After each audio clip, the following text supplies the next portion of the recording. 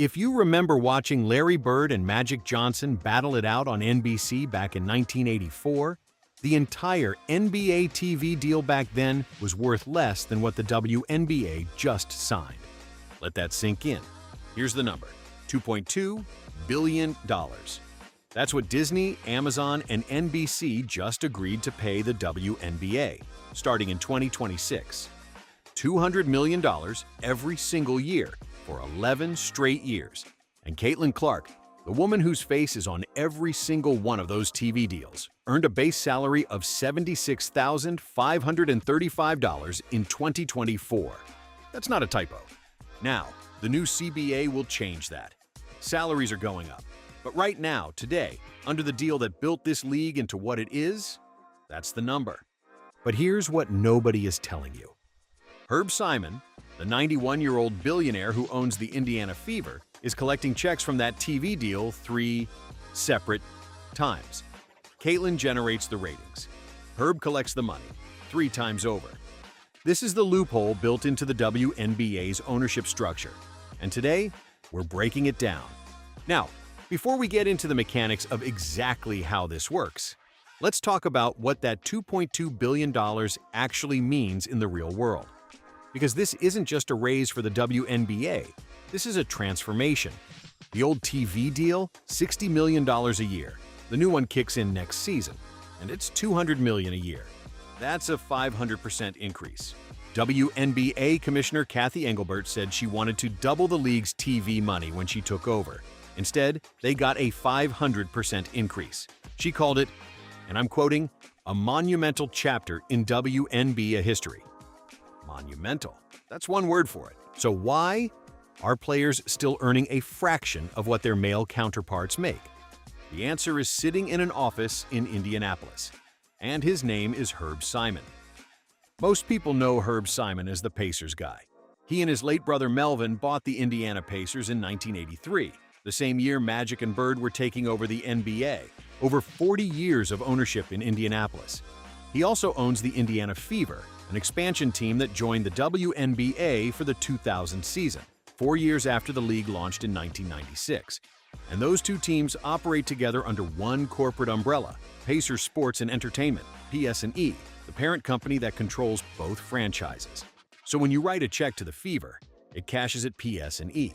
Same building, same ownership, same Herb Simon. But here's what changed. In 2022, 2 years before Caitlin Clark even turned pro, the WNBA went out and raised $75 million from outside investors. Big names: Nike, Michael Dell, Condoleezza Rice, and Herb Simon. He was already in the room as an NBA owner, already in the room as a WNBA owner. And then he bought a third seat at the table. Now, this is where it gets important. Stick with me. The WNBA doesn't work like the NFL or MLB, where team owners simply divide up the league money between themselves. The WNBA has 3 separate ownership buckets. Bucket 1, NBA owners. They control 42% of the WNBA's central revenue, including TV money. Bucket 2, WNBA team owners. They control another 42%. Bucket 3, outside investors from that 2022 fundraise. They control the remaining 16%. Now here's the part that should make you sit up straight. Herb Simon has a stake in all 3 buckets. His Pacers ownership gives him a cut of the NBA's 42%.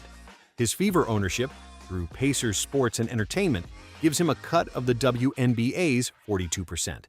And his 2022 investment gives him a cut of the investors' 16%. A Stanford economics professor told Front Office Sports that because of this structure, the financial statements of individual WNBA teams are, and I'm quoting him directly, made meaningless. Owners can show losses on paper while collecting profits through other buckets. And nobody, not the players, not the press, not the fans, can see the full picture. Let's bring this back to Caitlin Clark, because this isn't abstract. In 2024, Caitlin's rookie season, WNBA revenues hit $710 million. $710 million? By 2025, analysts projected the league would cross $1 billion in revenue, a billion-dollar women's sports league. Economists, journalists, and the WNBPA, the Women's National Basketball Players Association, the union that represents every player in the league, all point to the same catalyst, the Caitlin Clark effect. Her games set multi-decade viewership records. Her draft drew 5 times more viewers than the year before. Her presence is the single biggest reason Disney, Amazon, and NBC were willing to write a $2.2 billion check. The WNBPA said it themselves. The NBA controls the destiny of the WNBA. So when the NBA sat down to negotiate that TV deal, they negotiated on behalf of the WNBA. Not the players, not Caitlin Clark, the owners, and the players ended up with 9.3% of total league revenue, the lowest revenue share of any professional sports league in America. For comparison, in the NBA, players get 50%. In the NFL, 47%. The WNBA's biggest stars, women who are selling out arenas and driving billion-dollar TV deals, are earning 9.3 cents on every dollar they generate. Here is the loophole, stripped down to plain English. The WNBA salary cap, the maximum any team can spend on all its players combined, is $1.38 million total for the entire roster. Herb Simon's Pacers backup center earns more than that, by himself. But Simon doesn't need to invest in his WNBA roster to make money from the fever. The television money flows to him regardless of what happens on the court. Caitlin Clark fills the building. Sellouts are guaranteed. The TV deal guarantees the broadcast money. Wins and losses don't change that. And his 3 separate ownership stakes ensure that every dollar the WNBA makes runs through his ledger more than once. This is not illegal. It is not a secret conspiracy. It is the structure of the league, built over decades before anyone imagined the WNBA would become what it is today. But it was never designed for a moment like this. It was never designed for Caitlin Clark. And here is the part that even the biggest critics of the league don't fully acknowledge. The New York Liberty, right now, is worth $450 million. Its current owners bought it in 2019 for less than $15 million. That's a 30 times return in 6 years. Every WNBA franchise is now worth more than it has ever been worth in the history of the league.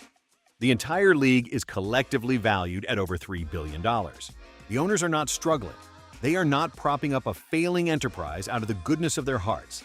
They are sitting on assets that are appreciating faster than almost anything else in American sports, while Caitlin Clark earns $76,000. In 1983, the same year Herb Simon bought the Indiana Pacers, the NBA and its players signed a deal that gave players 53% of league revenue.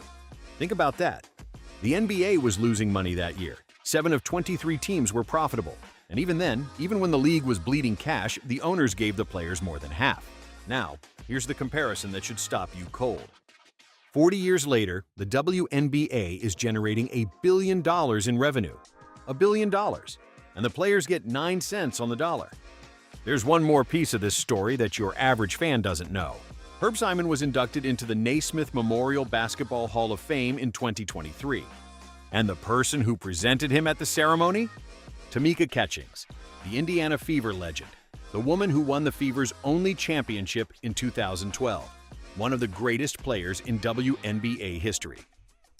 Tamika Catchings stood at that podium and honored the man who has owned her franchise for over 2 decades. That image tells you everything about the relationship between players and ownership in this league. Herb Simon isn't a villain. He's a businessman working within a system that was never updated for the moment we're in. But the system is broken, and the woman who broke it open is the one getting paid the least. $2.2 billion, 3 separate checks for the owner, 1 salary for Caitlin Clark. That's the loophole, and now you know it.